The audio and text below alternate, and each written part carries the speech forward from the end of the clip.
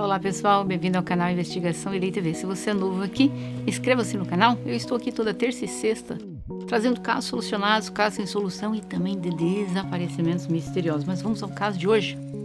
Gente, é o caso mais bizarro que eu já vi na vida. Sendo honesta, eu não acho que eu encontrarei algo pior do que esse caso. Eu digo assim, do tanto de gente envolvida dentro desse caso. Gurley Chuchu Rostenkopf nasceu em agosto de 1963 na Malásia e imigrou para os Estados Unidos após se casar com o americano Dasein Rostenkopf no começo de 1990. Ela conheceu o Dasein quando ela veio passear aqui nos Estados Unidos. Ela trabalhava no Banco América em Albuquerque e ela não apareceu para trabalhar. E como ela era pontual, todos sabiam que algo deveria ter acontecido e ela sempre disse: se eu me atrasar ou não aparecer, ele me eliminou. Estava se referindo ao marido. E um dos seus colegas de trabalho, chamado Jesse Grove, decidiu ir até o apartamento dela ver o que estava acontecendo. Mas aí nós vamos voltar ainda mais no tempo. Ela tinha uma irmã e um irmão. Em 1989, a Gurley e a sua amiga Susan decidiram passear nos Estados Unidos. Elas vinham todo ano.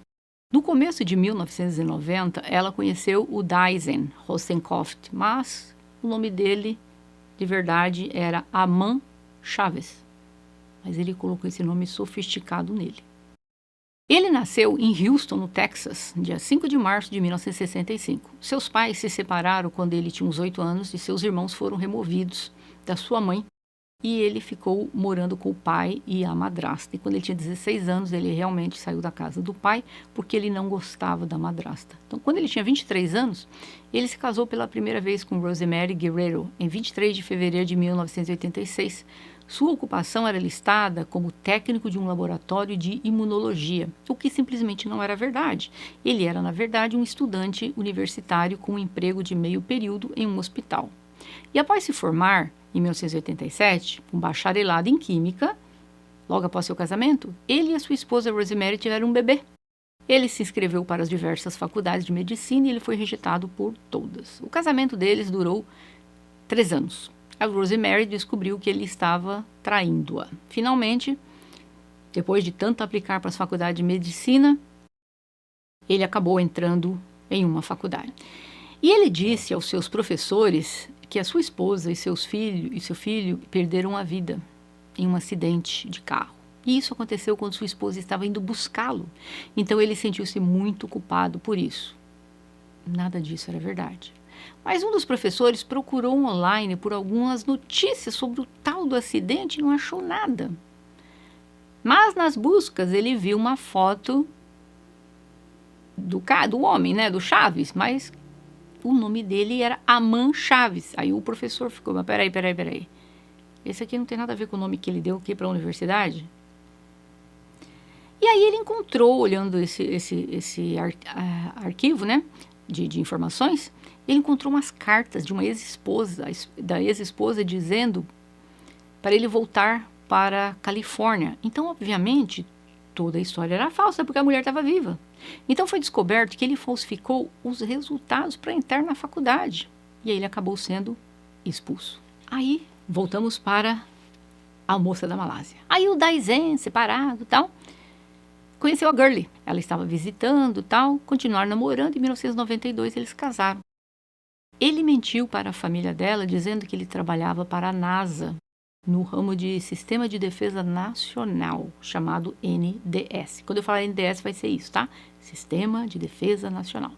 Ele disse que ele nasceu em Zurique e se identificava como Dasein Rostenkopf, que era um nome que ele inventou e ninguém sabia que ele tinha inventado. Disse que, além de trabalhar na NASA, né, ele era sueco, mas nada disso era verdade.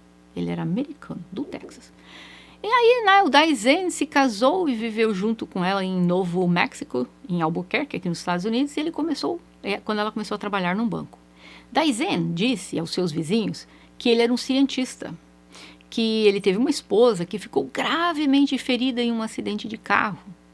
Seus 2 filhos pereceram naquele acidente. Para algumas pessoas, ele dizia que ele era um geneticista. E aí, gente, ele começou a vender produtos para tratamentos para o câncer. Ele disse que vendia soros também contra anti-envelhecimento, que obviamente também era tudo falso. E ele dizia para todas as pessoas que ele tinha leucemia e que ele iria falecer dentro de alguns meses. E tudo isso o ajudou a vender ainda mais os tratamentos para as pessoas doentes, que ele dizia, olha, quando eu descobri este remédio, já não tinha mais forma para me salvar, mas eu quero que vocês sobrevivam. E o povo começou a comprar, e começou a comprar. Ele disse, o primeiro tratamento terá 3 fases.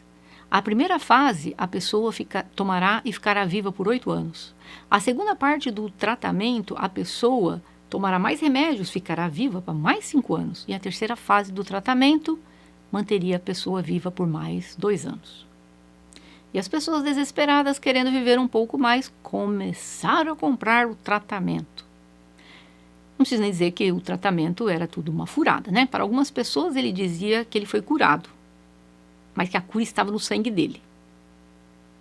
Mas se ele injetasse o sangue dele no sangue da pessoa, essa pessoa seria curada. Mas isso custaria $90 mil. E um monte de gente começou a permitir que ele injetasse o sangue dele neles. Ele ganhou milhares e milhares de dólares. Para alguns dizendo que foi curado, para outros dizendo que não. E o povo comprando. Então ele começou a dizer que ele podia mapear todo o genoma humano. E ele estava prestes a ganhar bilhões de dólares. Ele disse que protegeu uma invenção, armazenando-a em 5 partes, em 5 universidades diferentes nos Estados Unidos. E várias pessoas começaram a investir dinheiro nesse negócio dele. E ele disse que eles ficariam riquíssimos, como ele era milionário. Ele disse que ele tinha mais de 40 trabalhos de pesquisas escritos e que foram patenteados. O Dyson queria ter um filho, mas infelizmente a esposa dele não podia ter filhos. Mas um dia, sem mais nem menos, o Dyson apareceu com um bebê em casa. O bebê tinha 1 mês de vida, Dimitri. A mulher dele ficou sem entender nada. Eles não falaram sobre adoção. Que bebê que é esse? Aí ele disse, uma mãe estava dando a criança e eu resolvi adotar. E coloquei somente no meu nome. Aí a moça aí, né, a esposa, resolveu, então vamos criar essa criança juntos. Eu não preciso nem dizer, gente, que essa criança Dimitri era filho de uma mulher com quem ele teve um caso. Só que ele mentiu para a esposa dele, que ele acabou de achar aquela criança, assim, tipo, adotou do além, né? E ela, sem pestanejar, acreditou nele. Então ela não pediu para ver papéis de adoção nem nada. E começou a criar a criança, tá? Em 1998, a Gurley e o Dyson já estavam casados há 6 anos. E na casa deles tinha um quarto que o Dyson não deixava ninguém entrar. Mas um belo dia, por acaso, ele deixou destrancado e ela viu uma carta de um advogado basicamente revelando todas essas mentiras que o Dyson havia construído a vida dele. Ele tinha ordem de restrições de várias mulheres contra ele. Ela descobriu que o nome verdadeiro dele não era o nome que ele usava. A carta do advogado dele falava de pessoas que ele enganou para fins lucrativos. A mulher dele o confrontou e ele bateu nela, que quase ela perdeu a vida. Mas ela continuou com ele. E aí, em 24 de janeiro de 1999, o Dyson e a Gurley estavam... Ela viu que ele estava afrouxando os pneus do carro dela. E ela se ligou que ele queria eliminá-la. Aí sim a ficha caiu e ela se separou. Mas ela tinha tanto pavor dele que ela começou a fugir. Ele dizia que tiraria a vida dela, que ele jogaria um ácido nela, que o corpo se dissolveria, que nunca mais ela seria encontrada, né? Só que como a criança só havia sido adotada no nome dele, ela não pôde levar a criança. Que ela disse que foi uma dor muito grande, que ela criou o menino como se fosse filho dela. Ela não contou para ninguém onde ela morava, porque ela achava que ele poderia tirar a vida dela. Nem o pessoal que ela começou, tinha amigos próximos, ela dizia onde que ela morava. Eu irei contar aqui essa história de que aconteceu com o Dyson antes dele casar-se com a Gurley, mas também após o casamento. Então vamos voltar aqui mais um pouco no tempo. Em 1988, ele não era casado ainda, né? Em 1988, uma mulher com muito dinheiro contratou o Dyson para cuidar das suas finanças e ser o chefe dela. Gente, como é que pode uma coisa andar com a outra? Eu cuido das suas finanças, mas eu vou ser o chefe de cozinha. Ele usava o nome naquela época de Amã Chaves. Então, por 2 anos, ele estava cuidando das finanças dela e cozinhando. Mas em maio de 1988, ela quase perdeu a vida, pois seu coração e o fígado estavam todos danificados e os médicos concluíram que ela havia sido envenenada com arsênico. A polícia, obviamente, veio questioná-la e, ao chegar ao hospital, ela disse que a única pessoa que teve acesso a ela havia sido o Daisen, que naquela época usava o nome de Amã. Mas a polícia não encontrou nenhuma evidência que o ligasse ao envenenamento, né? A mulher sobreviveu, tal, mas ele foi mandado embora da família. Em 1993, uma mulher riquíssima, de 72 anos, colocou um anúncio de jornal na cidade de Albuquerque dizendo: mulher rica procurando uma amante. E através desse anúncio, ela conheceu o Daisen. Ele disse que ele era doutor, especializado em genética, e ele disse que ele havia inventado um soro que poderia curá-la do câncer de mama que ela tinha. E que ele também tinha um soro para reverter o envelhecimento. E pasmem, por 20 meses, ele injetou o próprio sangue dele nela e ela pagava $25 mil por mês para estes tratamentos. Ele também disse à mulher que ele havia perdido a filha dele em um acidente de carro, né? Para cada pessoa era uma história diferente. E ele disse que ele iria recriar geneticamente a sua filha no laboratório. E a mulher continuou fazendo tratamento com ele. Eu não sei quem é mais doido aqui na história. Mas ele disse para ela: mas eu vou precisar comprar uma casa para quando a minha filha nascer. Aí a mulher disse: sem problemas, compro para você. Deu para ele uma casa de 2 andares em Albuquerque. Só que nada da mulher melhorar de saúde. E ela veio a perder a vida devido à doença que ela tinha, porque ela não fez nenhum tratamento convencional, porque ela acreditava que ela iria ser curada por ele. Aí aqui, ele já está casado com a mulher da Malásia, Gurley, que ele ficou casado de 1993 até 1999. E aqui entra na história algumas mulheres, vamos lá. Daisen conheceu outra mulher chamada Mary. Ela era uma cabeleireira. Ele disse para ela que ele era um médico. E eles começaram a namorar, mas a Mary começou a descobrir coisas esquisitas. Por exemplo, 2 a 3 vezes por dia ele injetava com uma agulha na pelvis dele, no pulso e no tornozelo. E ela disse a ele: o que é isso? Ele disse: é uma medicação para aliviar as dores que eu tenho da leucemia. E eis que ao retornar para casa um dia do trabalho, a filha dela de 10 anos disse que o Daisen tirou o sangue dela, porque ele queria ver se a menina era compatível com ele. Aí a mulher falou: você foi longe demais. Cai fora da minha vida, cai fora da minha casa. 1998, uma mulher chamada Julie McGuire.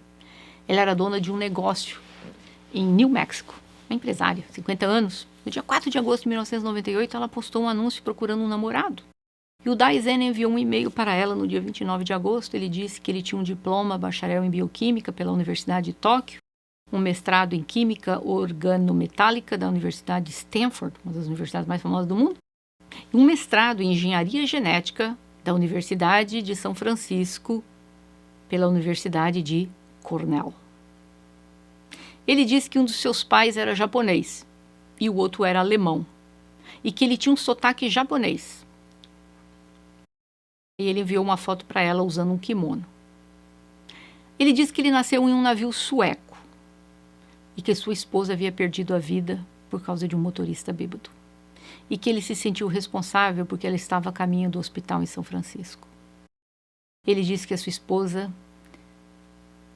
Ele estava trabalhando como médico no hospital, a esposa dele foi trazida para o hospital e ele tentou de tudo para ver se salvava a vida dela, mas que infelizmente ela perdeu a vida nas mãos dele ali, tentando salvá-la. Mas que eles tinham um filho junto, chamado Dimitri. Agora voltando à coisa. Gente, ele disse que o pai era japonês. Esse homem não tem nada de asiático. Ele me lembra mais alguém que tem a feição de pessoas do México. Pessoas do México têm um olho um pouquinho assim mais amendoado e tal. Mas esse homem não tem nada de japonês, né? Nadinha, nadinha, nadinha. Mas ela acreditou nele, né? Ele contou para ela que ele descobriu como manipular células humanas e, com isso, as pessoas poderiam rejuvenescer por anos, até por décadas. Gente, eu não consigo entender como é que as pessoas acreditam nisso. Aí ele disse para a Julie que o Dmitri era um dos 12 meninos que haviam sido geneticamente modificados, que o esperma dele foi usado para fertilizar os óvulos de 12 mulheres diferentes e que os 12 meninos foram criados em um único mês e todos eles nasceram às 8 da manhã do dia 8 de agosto de 1993, dentro do laboratório. Sim, não foi no corpo de uma mulher. Todos nasceram dentro do laboratório. Assim, puf! E ela acreditando, né? Ele diz para ela que ele era um alienígena. Ele diz que existem alienígenas bons e ruins. E que ele mesmo, um alienígena bom, e que ela foi visitada também por alienígenas que colocaram um chip na ponta do nariz. E quando o alienígena faz isso, isso significa que aquela pessoa foi escolhida e teve que retornar à Terra antes que o planeta fosse atacado e destruído, e que ela era uma das escolhidas. E ela acreditando nele, né? Aí ele conversou com ela sobre o soro da reversão da idade. Ele disse que custava $32 mil por injeção, mas ele daria desconto de 90%. Que ele cobraria apenas $3.200 por injeção e que ela precisaria de algumas injeções por mês pelos próximos 6 anos. Ela acreditou. Gente, tem lunático demais passeando entre nós, fala sério. Ele disse que o governo americano estava tentando tirar a vida dele porque souberam que ele estava dando soro para ela com uma taxa reduzida. E diz que o governo queria tirar a vida das 12 crianças geneticamente modificadas, porque essas crianças estavam ficando poderosas e estavam se desenvolvendo rápido demais.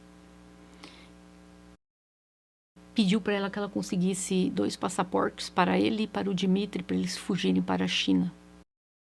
Mas ela não conseguiu os passaportes. A Julie, né? Ela continuou o romance. Ele disse que a casa dele estava vigiada por agentes do governo. Então que ele iria buscá-la em outro local. E ele foi até o outro local encontrar-se com ela e trouxe para a casa dele.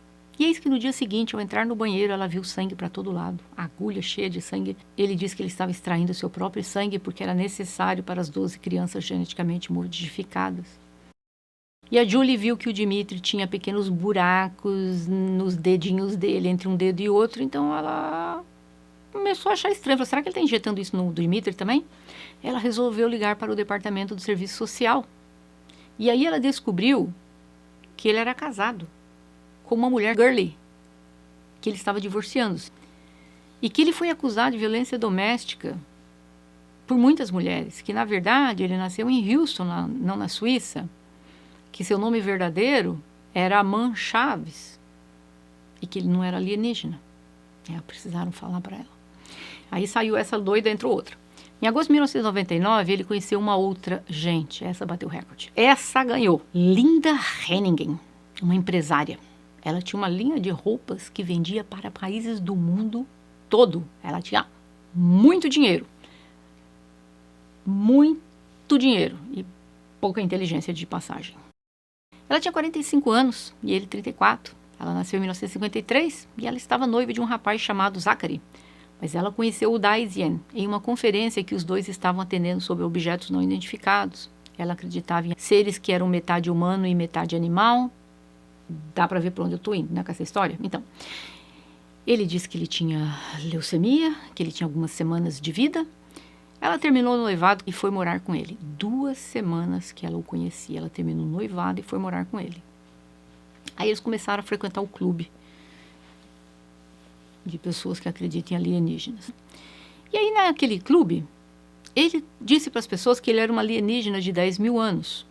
Que os alienígenas haviam invadido a Terra e exterminariam todos aqui, colocando coisas na água para as pessoas beberem.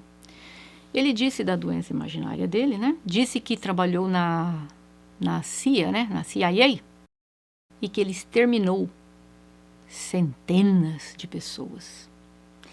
Gente, ninguém do grupo acreditou. Todas aquelas pessoas no grupo acreditam que existem alienígenas. Mas nenhuma acreditou que ele era um alienígena de 10 mil anos. Nenhum deles ali estava acreditando que ele trabalhou para si e eliminou centenas de pessoas.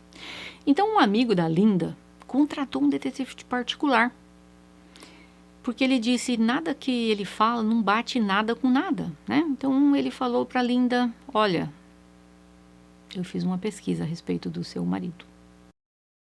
Namorado, né, na época. Agora, só voltando aqui, já concluo o meu pensamento. O Daisend, ele colocou para adoção o filho dele, porque ele disse que ele tinha pouco tempo para viver, então ele falsificou um documento dizendo que ele e a Gurley eram os pais do Dimitri, mas a agência de adoção pediu alguns documentos que ele não tinha, porque ele não tinha absolutamente nenhum documento provando da época que a Júlia estava grávida do Dimitri, até quando o Dimitri foi registrado, um mês depois. E ele disse para ela, tudo bem, eu vou falar a verdade, ele é só meu filho, tá? A mãe da criança era uma mãe asiática que doou um ovo e eu fertilizei o ovo e meu filho cresceu e nasceu no laboratório. Ele falou isso para a mulher da agência. A agência achou que o cara era louco, né? Mas com certeza, mais do que nunca, ela resolveu colocar a criança para adoção, né? E a criança acabou sendo colocada para adoção em 1999. Então, voltando aqui para o caso da história, né? Continuando ali. Então, o amigo da Linda contratou. E falou, olha, o nome dele não é esse. Ele não é um alienígena. Ele tem um filho. Contou tudo. Ela não acreditou em nada. Não acredita em absolutamente nada do que você está falando, ela disse. Naquele dia, quando eles foram no apartamento da Linda, o pessoal do banco, ninguém a encontrou. Mas eles viram manchas de sangue no chão. A polícia foi lá, viu manchas de sangue, levou até o tapete para exames de DNA e tudo mais. E aí, nesse meio tempo que a mulher está sumida, ele está ali, né, com 3 mulheres. Eu sei que a história é confusa, por isso que talvez vocês vão ter que assistir 2 vezes. E aí, no dia 10 de setembro de 1999, a outra noiva dele, Sherry Clinton, dia 10 de setembro de 1999, a nova noiva dele voou da Carolina do Sul para onde ele morava. Era a primeira vez que ela estava indo vê-lo. E ela voou até lá para buscá-lo, para ele ir morar. Aí a polícia voltou na casa da primeira mulher dele e tal, e viu que passou luminol, o negócio ficou tudo iluminado. Aí começaram a ver, nossa, tem tanto pelo de gato aqui no chão, né? Mas a Gurley não tinha gatos. Aí o que a polícia descobriu? Peraí, quem que tem gatos? A Linda lunática. Ela tem um montão de gatos. Aí a polícia falou assim, mas peraí. Ele estava com essa mulher na época que a mulher dele desapareceu. E tá um montão de pelo de gato aqui. A Gurley não tinha. Então, vai ver que ele fez algo junto com a Linda. Ou talvez foi a Linda. E aí a história continua, e a polícia está ali investigando. E no que a polícia está investigando, a polícia recebe um telefonema da advogada dele, Felícia. A Felícia diz para a polícia, eu quero colocar uma ordem de restrição contra um ex-cliente meu. Aí a polícia, como assim? Olha, eu fui advogada dele e eu iria adotar o filho dele, o Dimitri. Mas um belo dia ele apareceu e disse, olha, já dei a criança para adoção. Só que hoje ele ligou aqui no meu escritório e ele disse assim, se você não disser aonde está o meu filho, eu vou acabar com a sua vida. Aí ela falou para ele, como assim? Eu não tenho seu filho. Aí ela percebeu que ela estava diante não apenas de um ex-cliente, mas de um louco. Ele nunca deu a criança para ela, mas ele disse que ele iria acabar com a vida dela se não dissesse onde está a criança. Aí, no que a advogada dele fez a queixa, uma outra mulher, a vizinha, também fez. Ela disse que naquele dia ela estava sentada com uma amiga dela conversando e ela viu um homem que parou o carro. Ele estava todo de preto, coberto os braços, as mãos, o rosto, tudo de preto. E esse homem era o Daisien. E ela sabe que era ele porque ela conhece o carro do Daisien. E ela viu que quando o carro entrou na casa, ela escutou um barulho, pode ter sido os tiros, e ela viu que quando ele saiu. Só que o Daisien ligou para a casa dela quando soube isso e disse que iria eliminá-la. Então ela fez uma ordem de restrição contra ele. E aí nisso, a mulher da agência que colocou o filho dele para adoção também ligou para a polícia, dizendo, olha, ele ligou aqui, me ameaçando, dizendo que vai tirar a minha vida. O cara era louco. E eu chego lá, que eu não acho que ele era louco, eu acho que ele estava pretendendo ser louco, já tentando achar uma defesa para algo que não havia defesa, que ele havia tirado a vida da esposa dele junto com a Linda. E aí a polícia acabou prendendo o Daisien. No testemunho dele, ele disse, a Linda não participou de nada. Eu fiz tudo sozinho. Mas a perícia determinou, não. Tá aqui, achamos um DNAzinho aqui da Linda, embaixo das unhas da sua esposa. Ah, outra coisa, os pelos dos gatos da Linda bate com o pelo na casa da sua ex-esposa. Aí foi presa a Linda. E a Linda começou na prisão a dizer que o governo queria silenciá-la, porque ela era uma alienígena. Por isso que ela estava ali na prisão. Não porque ela praticou um crime, ela não praticou crime nenhuma. Ela era uma alienígena perseguida pelo governo americano. Gente, eu fico imaginando essas conversas no presídio. Gente, quem pode imaginar uma coisa dessa na hora do almoço ali com as presidiárias? Eu sou uma alienígena. Qual o crime que você praticou? Não pratiquei crime nenhum. O governo quer me colocar aqui, porque eu sou um perigo para a raça humana. Aí vamos continuando, né? Aí um jornalista perguntou, aí ela disse para um jornalista que ela tinha muitas coisas que viriam à tona e que ele se preparasse, porque o mundo teria uma grande surpresa. E o jornalista insistiu que seria, ela disse, vocês logo vão saber. Mas ela adiantou que tinha a ver com uma invasão alienígena que iria exterminar metade aqui do planeta, colocando alguma coisa na água. E aí a polícia começou, e aí as pessoas, o jornalista, não, mas você não vai contar, não vou contar o que aconteceu e tal. E ela não quis contar. Claro, pelo que eu saiba, nós estamos aqui em agosto de 2022, o mundo não acabou, como ela disse. Ela foi condenada à prisão perpétua. Não teve alienígena nenhum para salvá-la da prisão. O lunático, ele foi condenado à prisão perpétua também. E o que me chama a atenção, que no dia do julgamento dele, eu vou estar colocando aqui para vocês um vídeo, a forma como ele se referiu a Gurley é algo terrível. Se você está com fone de ouvido, você vai ter que parar para ouvir aqui, porque eu vou colocar a tradução aqui, tá bom? But when you decide you're going to commit murder, you decide that you're going to trade your life for theirs. I did that. She knew that you were looking for her, and she knew she was going to be hunted like the dog she was. And yes, she knew, like a scared rabbit in an open field. Muito, muito triste que a esposa dele perdeu a vida. Agora eu pergunto a vocês, essa mulherada toda no meio dessa história, gente. Eu já nem lembro o nome de quantas eu falei aqui no meio. E o povo acreditando nesse homem. Mas o mundo está a esse ponto de desespero, caçando o homem, que começam a acreditar. Supostamente eram mulheres inteligentes, mas acreditando em tudo que elas acreditaram, fica difícil pensar que uma mulher de inteligência mediana acredita que ele era uma alienígena de 10 mil anos, que ele teve 12 filhos criados dentro de laboratórios, que ele trabalhava na CIA, que ele eliminou centenas, milhares de pessoas, que o governo queria eliminá-lo, que ele era filho de japonês, sendo que o cara não tem nenhum traço oriental no rosto dele. E a Linda, ela acabou tirando a vida da ex-esposa dele, estava se divorciando. Eu acredito que era por causa do seguro de vida que ela tinha, um seguro de $50 mil, que não era muito. E contou também com a participação de um amigo dele, que no começo ele não foi indiciado, só que no final ele acabou sendo indiciado, mas não por ter tirado a vida da esposa dele, mas por ele ter ajudado a esconder provas, né, do crime. Então ele acabou sendo sentenciado por tempo servido na prisão, que era de 1 ano e meio. E aí tá aí a lunática, né, da Linda na prisão até o dia de hoje.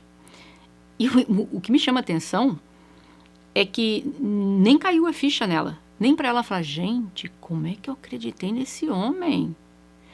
Não, ela acredita até o dia de hoje, porque ele diz que ela era uma pessoa escolhida, alienígena escolhida, e ela acredita que ela é. Anos já se passaram do ocorrido, e esses 2 lunáticos estão presos. Eu gostaria de ouvir de vocês, o que vocês acham que esse homem é? Eu, particularmente, esse vídeo vai ser discutido pelo psicanalista e meu amigo Gustavo Negreiros. Nós vamos estar colocando aqui a respeito o que o Gustavo pensa deste caso, né? Ele era apenas um mentiroso, né, compulsivo, um narcisista, um psicopata, um sociopata. O que esse homem era? Um louco? Eu, particularmente, acho que ele é um con artist, que a gente fala, ou seja, uma fraude. Existem pessoas que têm problemas mentais, que acreditam em coisas que não existem, fora da realidade, como a Linda, que acredita que na face da Terra existem pessoas que têm metade o corpo humano e metade o corpo animal. Então, eu já acho que essa mulher tem problemas sérios, né? Já eu não acredito que ele acredita em todas essas mentiras que ele contou. Ele contava para obter vantagens e ele obteve muita vantagem. Vocês viram aí pela foto da casa dele, não era uma casinha muito simples, não. Gente, esse homem não trabalhou um dia da vida dele. Era extorquindo dinheiro de pessoas, vendendo, fraudando pessoas. E tem que ser um homem bem inteligente, apesar que as mentiras dele eram terríveis. Agora, minha questão é, como é que ele conseguiu achar tanta mulher para acreditar nessas histórias dele, que eu não sei. Infelizmente, muitas pessoas pagaram com a vida por causa dos tratamentos que ele vendia e que não existiam.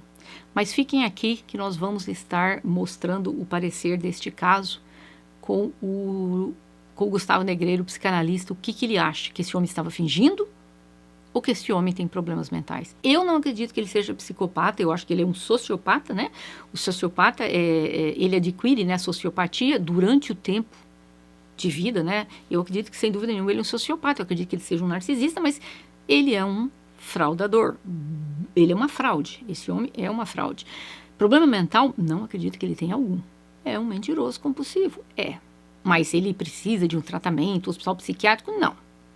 Ele precisa de prisão, que é onde ele está. Mas eu quero ouvir a opinião de vocês.